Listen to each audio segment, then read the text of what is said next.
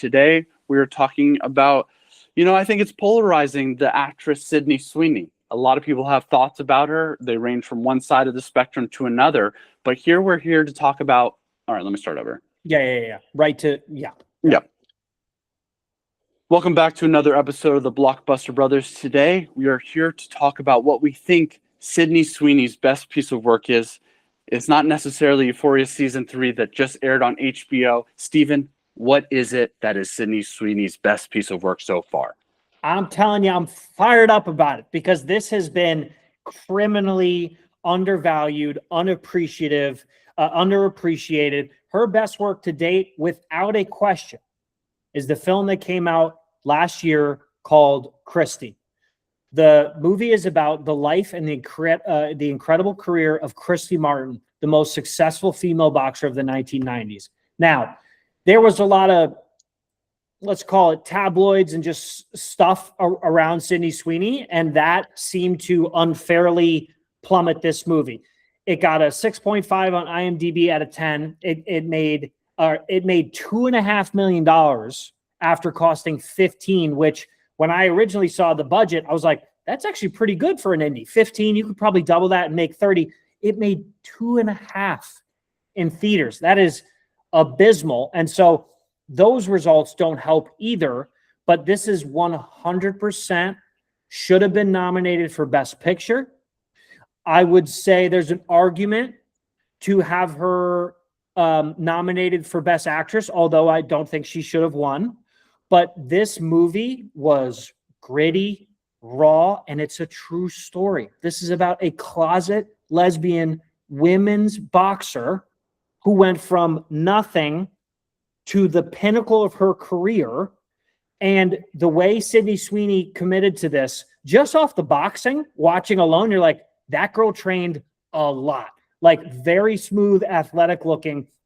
And it was just a shame. Brian, perhaps it was just the timing? Well, I think that that's a lot of it. And, as we've seen too as well, what an actor or actress does outside of the movie in terms of PR can either, blow the movie up, add to the numbers, kind of what Timothy had.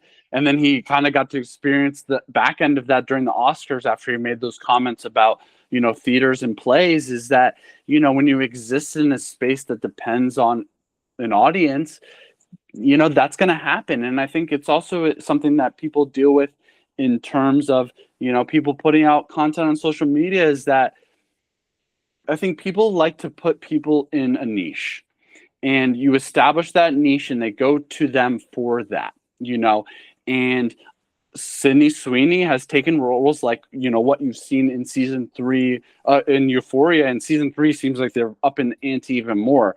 I don't know what the heck's going on with that show. It is wild.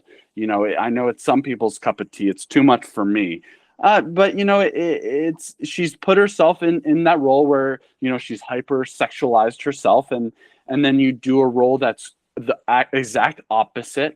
We've seen other actors make switches in their careers in terms of what genre they've gone to, and we talked earlier about a little bit of Matthew McConaughey, who sexualized himself in a different way. And I don't know. And, I think there's an argument to be made about the double standards of actors and actresses.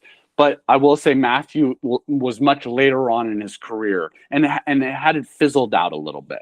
People weren't clamoring for more Matthew McConaughey rom-coms. Yes. But you know what? They're clamoring for Sydney Sweeney to.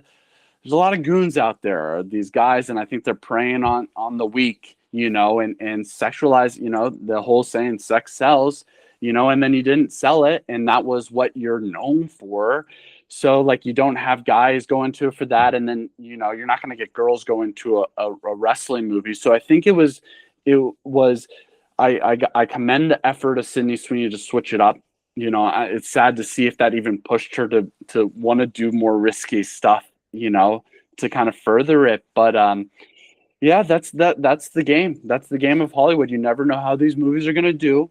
You never know how it's going to do now compared to later on. Movies pick up steams way later on. I mean, you see with art, movies long after the artists have passed, sometimes it blows up. Like, there's, the timeline on these things are all over the place. But, it's good to at least see her put on some, pucks on up. But after only making 2 million off of 15, we'll see if she does another one like this anytime soon.